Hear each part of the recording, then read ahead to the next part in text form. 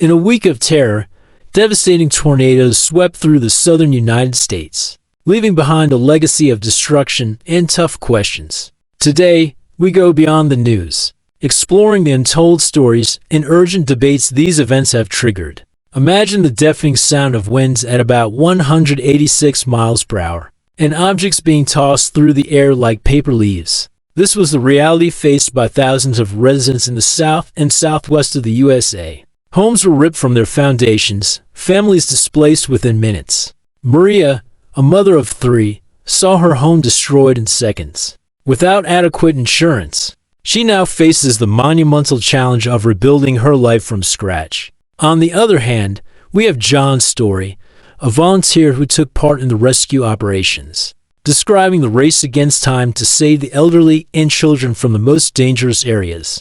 These accounts force us to confront the human impact of tornadoes. Each story a poignant reminder of human vulnerability in the face of nature's fury. The science behind tornadoes is both fascinating and terrifying. Warm and moist air masses from the Gulf of Mexico colliding with cold fronts from Canada create the perfect conditions for these spinning monsters. But the debate heats up when we touch on the topic of climate change. There is a growing body of research suggesting that global warming may be making these events more frequent and intense. However, there is significant controversy over how direct this effect is. Skeptics argue that the climatic variations that result in tornadoes are complex and cannot be directly attributed to human activity. This is fertile ground for heated debates among scientists, politicians, and the public. In this discussion, we'll explore how climate change may be rewriting the codes of meteorology and what this means for the future of disaster forecasting and preparation.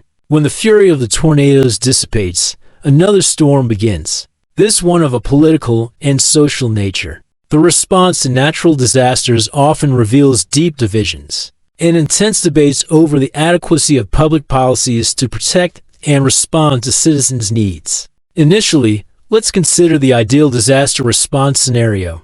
Theoretically, there should be a well-oiled system of rapid alerts, coordinated responses across various agencies, impeccable logistical support, and a recovery that considers both immediate needs and long-term resilience. However, reality often deviates from this ideal. In places frequently hit by tornadoes, controversy rises around the sufficiency and effectiveness of early warning systems. While some areas have access to cutting-edge technology, others, often poorer or rural communities, struggle with outdated systems or the absence of any formal system. This imbalance not only raises the risk of human losses in less protected areas, but also raises questions about equality and social justice within the country.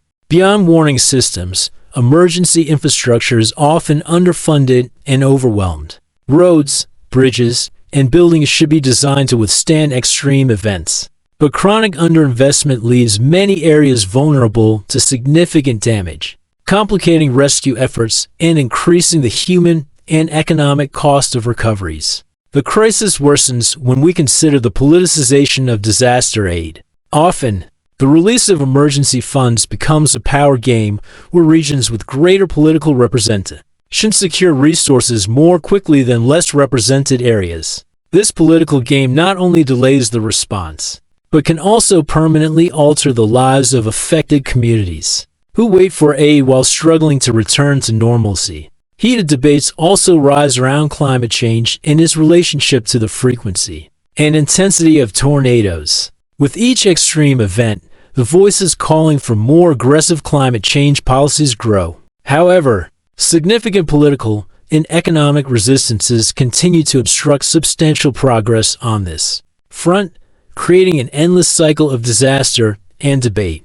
Despite the challenges, there are stories of hope and resilience. Communities are beginning to take the initiative, developing local response plans and collaborating in community support networks that transcend governmental aid. These local initiatives not only show the adaptability and overcoming capacity of communities, but can also serve as a model for more effective public policies. Ultimately, the question remains, are we learning from each disaster? With each passing tornado, is our response system becoming more robust?